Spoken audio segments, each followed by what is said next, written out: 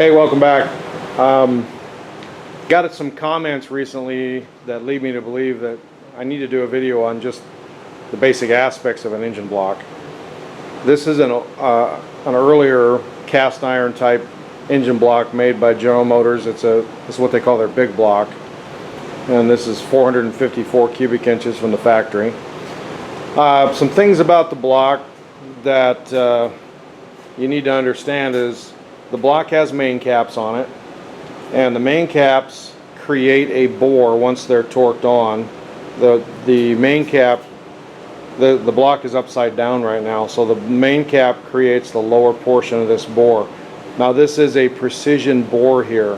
We have bearings that ride in there, and the crankshaft, which is what we have down here, is going to ride inside that bore on a bearing. The main caps, it's important that you make sure you don't ever mix these up.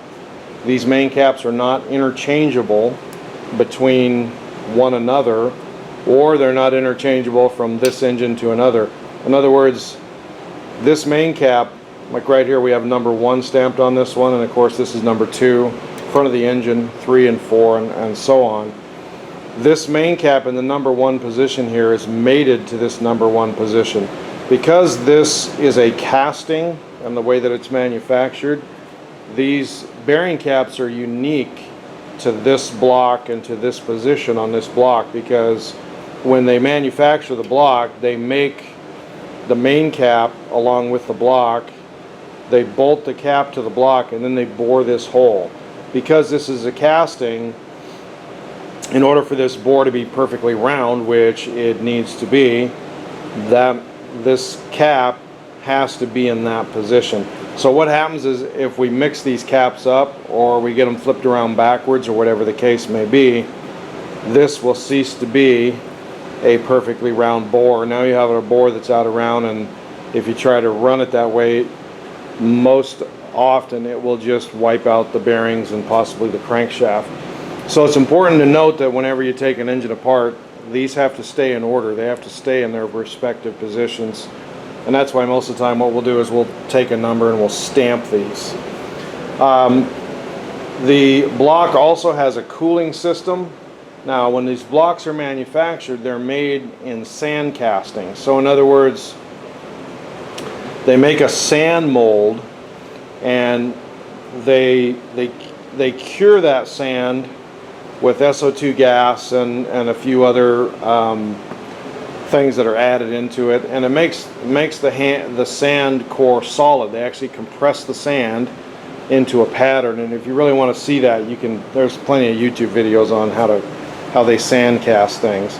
But basically, where the sand is in the mold, that's where you end up with hollow areas in the block. So in other words, like the cooling system, the water jackets here, there's a plug that fits in here, and behind here is the cooling system. The cooling system does not connect to the cylinder bores.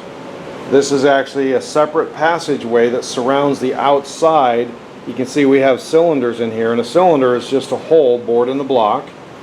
But outside of that cylinder, there's another passageway that is the cooling system, and this is where your antifreeze or your coolant is going to be in these passageways. And what that does is it surrounds the cylinders, and it absorbs heat and carries it out these passageways and out your radiator hoses and through your radiator.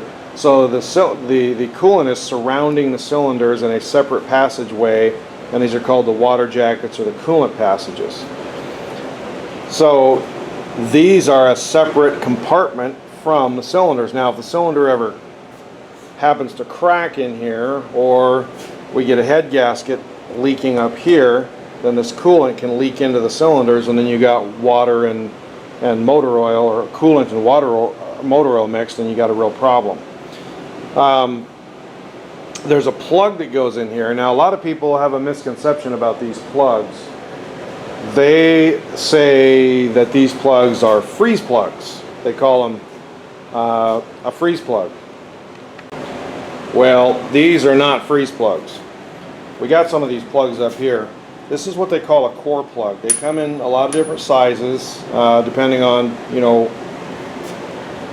what size your bore is. These holes are actually bored out to a specific size from the factory, and it's designed to be a press fit. This is obviously not the right plug for this block, but the plug that goes with this block it's not going to go in. You're going to have to use a driver and drive it in, and it's a crush fit, and it seals off that hole. The reason that these holes are in the block is not because they're worried about the block freezing, and if the block freezes, well, then that plug will just pop out of there and save the block, hence the name freeze plug. There's actually some very popular auto parts stores that actually list these as freeze plugs right in their computer. Well, that's really not what those are. That's kind of a slang thing that they've come up with over the years.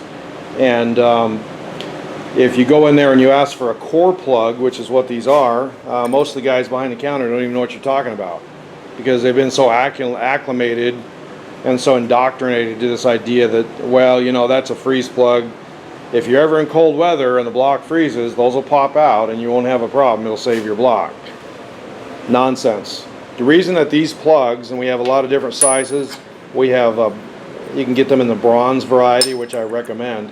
The reason that these plugs are in the block is because when they cast this block in that sand mold, what they do is they have a sand mold that basically is, well, it's a mold, and a mold is going to be, you would have a solid piece of sand here about the size of this cylinder. It would all be solid. This whole hollow area in here is going to be solid sand, and it's cured, and it's actually a solid piece that you could handle, and they can shape it and file it and make whatever shape they want.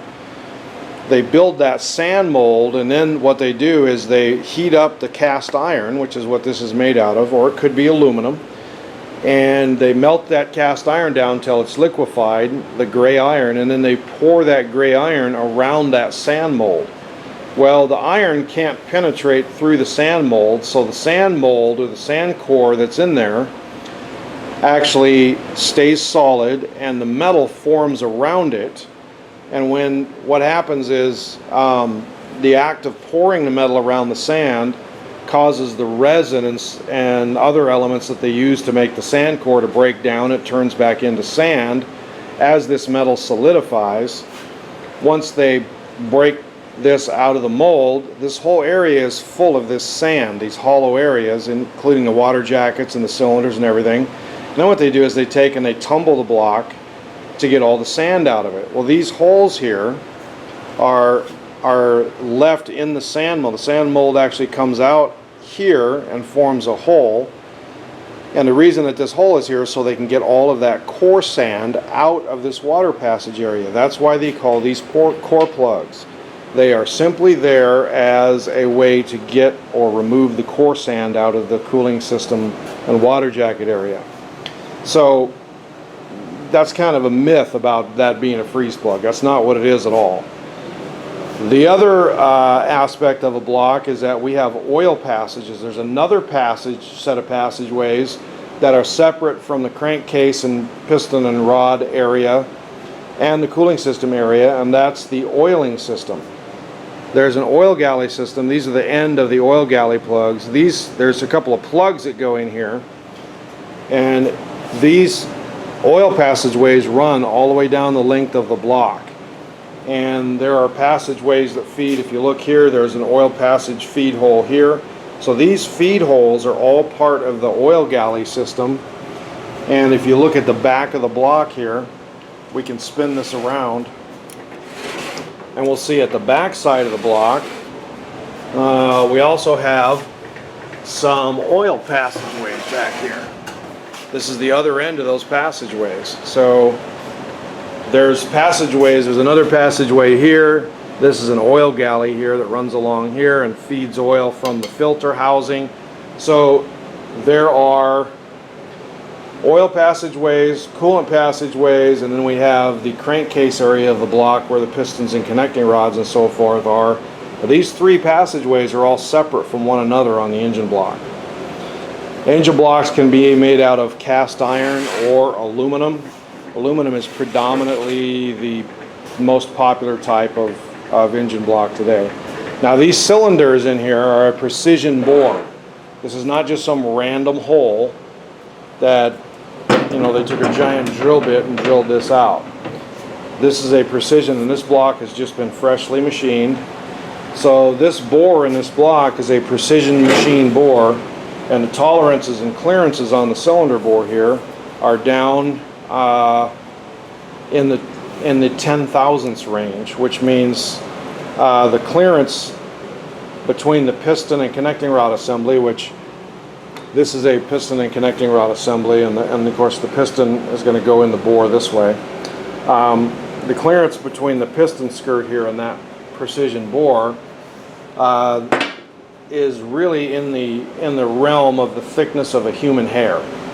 So we're talking thousandths and even down to 10 thousandths of an inch. So very, very close tolerance clearances inside this engine. So that's basically an engine block in a nutshell. The bores have to be precision machined for a very close tolerance fit. The lower end bores, which is where these main caps are, this is also a bore here. This is every bit as much a bore as that cylinder is a bore, right? Precision bore down to 10 thousandths of an inch.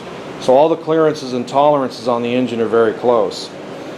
The crankshaft, there's a couple different kinds of crankshafts you may run into.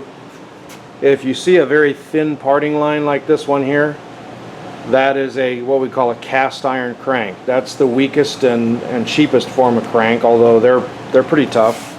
They're not really good for super high performance. Over here we have a forged crank, and if you look at the parting line, it's really fat on this thing.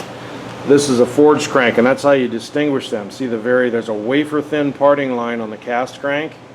On the forged crank, the parting line is really fat. It's forged or beat out into shape. So this is a forged crank, which is designed for a wide open throttle hardcore operation. Very strong forged steel crank, and these are basically cast iron cranks. So what you want for high performance is you definitely want to get a forged steel crank. If you're doing a mild street engine or a basic build, stock build, cast cranks are just fine. So that's basically it. I mean, for as far as the basics go on an engine block. I have a lot of other more detailed videos on what you should be looking for, what you can look for, but the engine block itself is the basis for the engine. If you have any questions, I'd be happy to answer them below. There's a lot of measuring and precision, accurate precision measuring that has to be done on this block to make sure it's in good shape, because these bores, whether it's a main bore or a cylinder bore, they can wear. One last aspect that is pretty important to note is the deck surface of the block. The deck surface of the block here, this is where the head gasket goes, and it's going to seal. The cylinder head's going to bolt here, and there's a head gasket that goes in here. I've got a head gasket hanging on the wall over there. You can see that blue gasket. There's a head gasket that goes in here, but the head gasket is only going to work as good as the surface of the head or the block. So this surface of this block has to be almost perfectly flat. What happens is they have a tendency to warp and get distorted and twist, and sometimes we have to machine this. We're actually going to machine this block here before we put it together. And the same with the cylinder heads. A lot of times the cylinder heads, the surface of the head here will get warped or distorted, and we have to resurface this. And I have a lot of videos documenting the resurfacing of heads and blocks if you're interested in that. So this is just kind of for people who really lack an understanding of engine blocks, period. This will be kind of a springboard to a lot of other videos I have, but that's basically what you're dealing with when they say the engine block of the car. It's literally it's a casting in most cases, but they call it a block because it's kind of similar to a block of steel, and it retains and houses the rotating assembly and all of the cylinder heads and all the accessories and everything basically attached to it. So this is the basis of any engine here is the block. So I hope that gives you a little bit of understanding. Stay tuned. This is a 454. We are going to do a complete build on this eventually. I got so many projects going, it's ridiculous. If you look around here at the blocks and heads that we have, right up there in the corner there, that's a 351 Cleveland 4-barrel. Set of 4-barrel heads, a 4-barrel intake. There's a set of Vortec heads. This is the 351 Cleveland block and crank, and I am going to do a video series on that. Down over here, can't really see it too well, but there is a 1971 396 or 402 big block. We're going to build that one. We got a small block Chevy over here that we just did, so lots and lots of projects going on here. And so hopefully you'll stay tuned and see some of these builds that are coming up. I am going to finish, for those of you that are patiently waiting for the 383 stroker build to be finished. There's the block and the crank. I will finish the 383 series. Don't worry. You'll be happy to know I am going to finish that. Probably not as happy as the customer's going to be, but that's going to be a series that I'm going to continue here very shortly. Thanks for watching. Till next time. Just a few last things here I thought I'd add. I took the main caps off the block, and this is the upper portion of the bore. There's the cap. The upper portion of the bore is here. The block's upside down right now. So these bores have to be not only round, but they have to be in a perfectly straight line with each other. This is called main bearing bore alignment. These bores can become distorted or twisted, and what we have to do is we have to take this straight edge. This is a precision straight edge, not just a yardstick or some random piece of steel. It has a perfectly square machined edge. We also need a set of feeler gauges. You can buy these pretty much anywhere.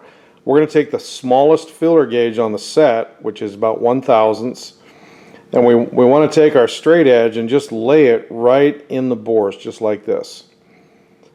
Now we're going to take our feeler gauges, our 1/1000 feeler gauge, and what you want to do is you want to make sure that this gauge does not slide underneath the straight edge at any one of these points.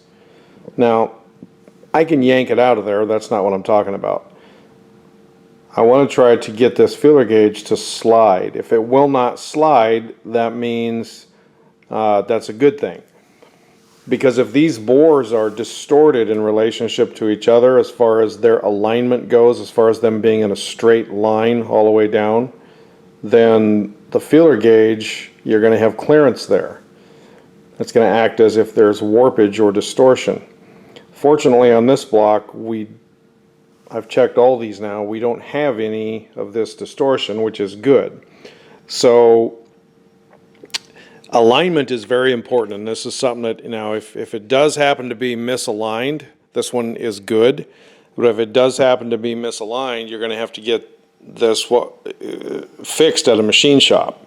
The other thing is the deck surfaces are quite important. Now the cylinders are important as well, but we want to look at the deck surface. This is the mating surface where the head gasket is going to seal. And we need to make sure that this is really flat. The deck surfaces, and again, we're going to use our straight edge and our feeler gauges.